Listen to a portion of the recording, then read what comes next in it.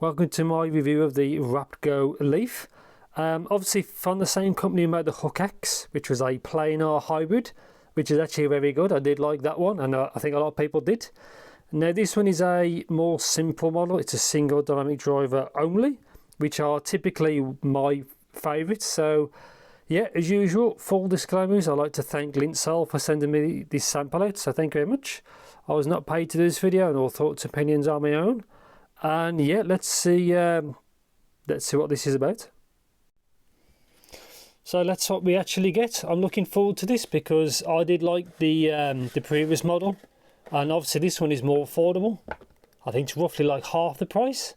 Obviously single dynamic driver is obviously, I do like that, and I do like a good planar. So this looks kind of the same as Hook X. Raptgo there. Let's have a look at one of these straight away. Very subtle. They look very similar to something else. Leaf D01 or D01. Obviously vent for the dynamic driver. All metal build, again very subtle, but it seems to be built very well. Really deep 2-pin, which I've never seen before.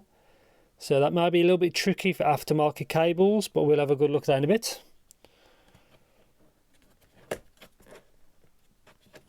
So I can take this out. That's it. Just some paperwork in there.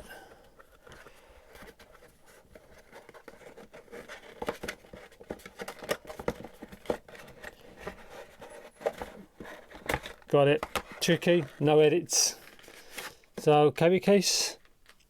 Since 2019. If I was only a company that had been around very briefly, I wouldn't actually put the date, but you know, anyway, that's what it is. Earphone protective bag. There should just be tips in here, I think. Yeah. So I'll try those out. Kind of overkill. I don't think you even really need a case just to hold the tips, but kind of cool. And this should just be, yeah. So compared to the other cable, this is it's very similar, but it's instead of the other one having interchangeable ends, which is 2.5, 3.5, 4.4, this is just 3.5 only. So apart from that, the cable is very similar or the same. And yeah, I'm looking forward to these. These should be, hopefully this should be quite good. So here's the other one.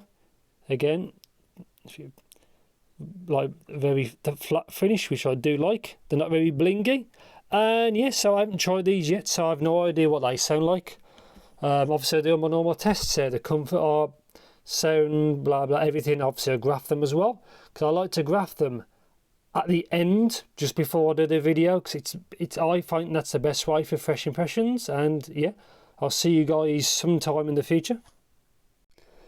Yeah, so folks, so welcome to my review part of the Raptgo Leaf D01. And yeah, let's just get straight into comfort, obviously, because that's very important. Now, these took me a little bit of work. I don't know why. Maybe it's the nozzle's shorter. And some tip rolling as well. I had to use the smallest tips, strangely enough. So, but when there was in the ear, there was okay. I wish there was a bit more secure, because see, it's just very kind of, the shape's just very curvy. But yeah, apart from that, it was okay. And the yeah, it's going to build quality. Build quality in these is very, very, very good. Very subtle finish.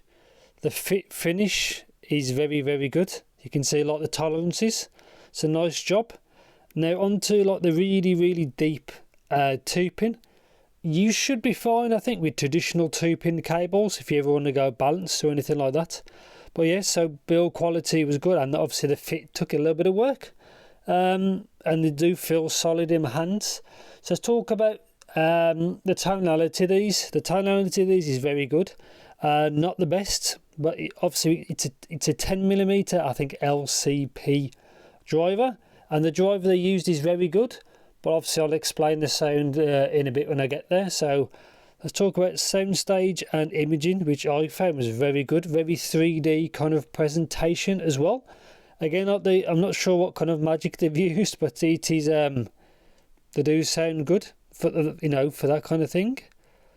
And yeah, let's talk about isolation. So isolation is, so these vents here, so you can actually see straight through there, which is there. Is okay. Obviously, I think that's to help vent the driver, but again, DDs don't match isolation of like balanced armatures, which can be sealed units, because it just uses your ear canal as kind of the chamber, shall we say, to move some air. So yeah, let's talk about what you're here for is sound. So I'm going to overlay the graph, and there's a bit of negative to it, but I'll get to that in a bit. So bass is impactful and the decay is good, and it's fast. Solid low end, and obviously my graph is, as I normally state, does roll off on like 50-60 hertz, so there's more sub bass than it actually looks. But the technical performance of the bass, I like it, and it works for a lot of genres which I like, which is typically electronic. But I have tried these with different genres, and it seems to work fine for that regard. Mids, the mids are actually fine. They seem slightly scooped, because it does have kind of a V-ish kind of signature. But yeah, the mids are actually not too bad at all. There's some flaws later on, which obviously you can see what it is. But yeah, the mids are actually fine, really. There's very clear, very transparent. I was more than happy with what they actually do sound like.